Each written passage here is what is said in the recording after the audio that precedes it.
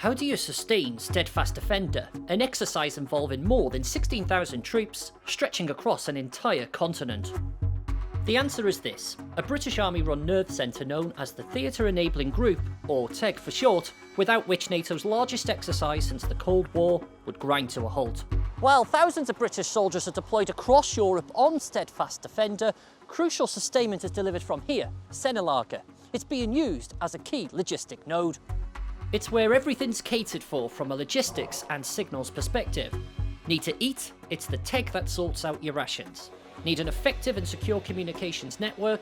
TEG will establish and maintain your comms. Multiply that by thousands, and you start to get a sense of the scale of the task its soldiers face. It's very much the beating heart for what is the largest British deployment since the war in Afghanistan. So historically we've done various operations, things like supporting Op Interlink, Op Chambray, which is support from humanitarian disaster relief, things in the Caribbean such as Op Ventus. But here on Exercise Steadfast Defender we're primarily looking at what we call RSOM, which is the receipt, staging and onward movement of all the different forces, such as 16 Brigade, 12 Brigade, and making sure that their movement across the theatre to wherever they're exercising is controlled and coordinated so that it's as good as it can be, so that we don't anger or upset anyone in the host nations, be that Germany, Poland, Estonia, wherever it is they're exercising. Well, we have been tasked to provide 100 pallets of bottled water to DSA-1.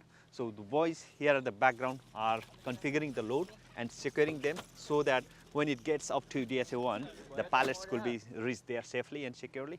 At this location, everything from ammunition to medical supplies are held, ready to be moved forward. The supplies we observed were about to be transported by road to Free Para, exercising in northern Estonia, a whopping 7-hour drive. It's the very scale of the task that replicates what could be required in a time of war. Units have deployed across Europe by air, sea and land. For a road move across multiple countries, the TEG acts as mission control. The other aspect, which is a bit more complex, is all the different nations involved. You know, I think this exercise has been over 16 different nations in total. Steadfast Defender is liaising with the German national host nation, the Polish authorities, Lithuanian, Latvian, Estonians and so on and so forth, and making sure that they're happy with the routes we're going to take, getting all the diplomatic clearances in.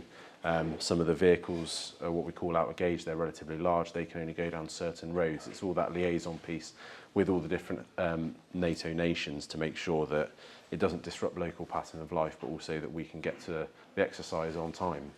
The role effective logistics plays in times of conflict cannot be underestimated. Just look at the problems Russia faced during the opening stages of their illegal invasion of Ukraine.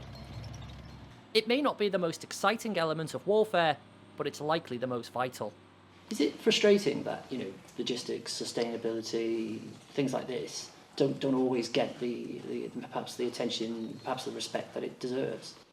No, I think we're all, we enjoy a challenge in the CSS world, as we call it, combat service support. It covers logistics, medical, equipment support, things like that. We enjoy a challenge, we like solving puzzles, and this is just effectively to us a big challenge to try and solve, is a big challenge of all these people and vehicles and stocks that need to be moved and coordinated across various countries. So I don't see it like that. I enjoy my job, I enjoy my CAT badge, and I'm really proud of what we're doing here. So, yeah. The work's been delivered by personnel from 104 Theatre Sustainment Brigade, which is currently made up of soldiers, including from 3 Gurkha CAT badges: Queen's Gurkha Engineers, Queen's Gurkha Signals, and the Queen's Own Gurkha Logistics Regiment. It's the first time in decades 3 units from the Brigade of Gurkhas have deployed together. And the troops have brought with them some home comforts, like this makeshift Gurkha temple. This is open at any time. Anyone can come here and practice anytime, whenever they need. And then we had a few festivals within this deployment, and then we practice a few festivals here in this temple.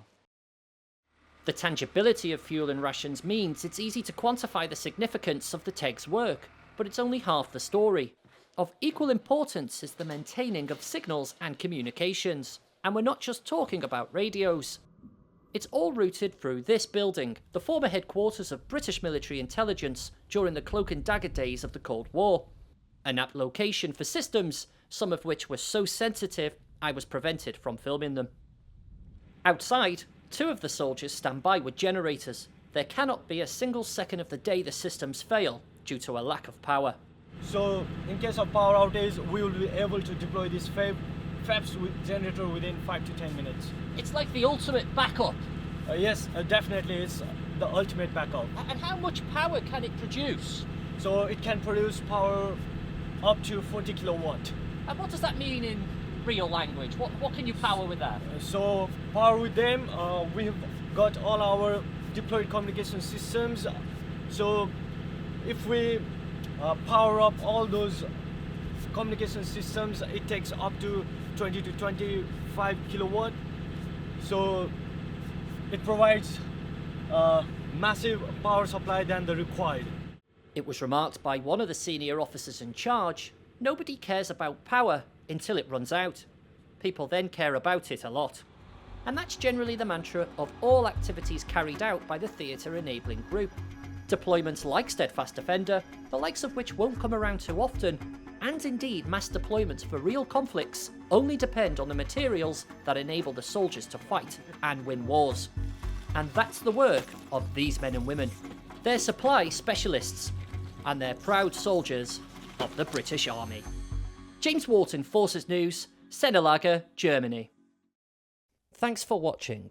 For more from Forces News, like and subscribe to our channel.